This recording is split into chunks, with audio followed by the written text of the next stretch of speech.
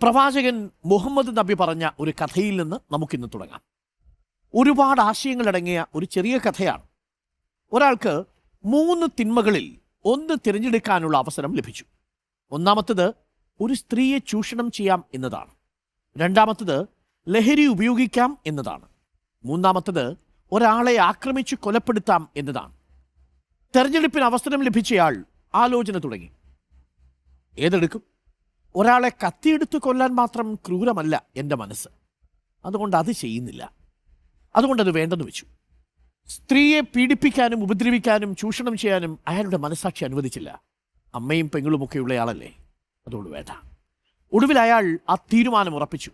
3 തിന്മകളിൽ ഏറ്റവും താരതമ്യേന കുറഞ്ഞതെന്ന് എനിക്ക് തോന്നുന്നത് ലഹരി തിരഞ്ഞെടുക്കാം എന്നതാണ്.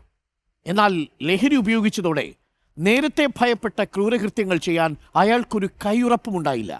കഠാര കൊണ്ട് അയാൾ ഒരാളെ കുത്തിക്കൊന്നു. മുന്നിലുണ്ടായിരുന്ന സ്ത്രീയെ ക്രൂരമായി പീഡിപ്പിച്ചു. പ്രവാചകൻ ഇങ്ങനെ പറഞ്ഞ് അവസാനിപ്പിച്ചു: നിർബന്ധമായും നിങ്ങൾ ലഹരിയിൽ നിന്ന് വിട്ടുനിൽക്കുക. അത് ഒരേ സമയം ഒട്ടേറെ തിന്മകളിലേക്കുള്ള വാതിലാണ്.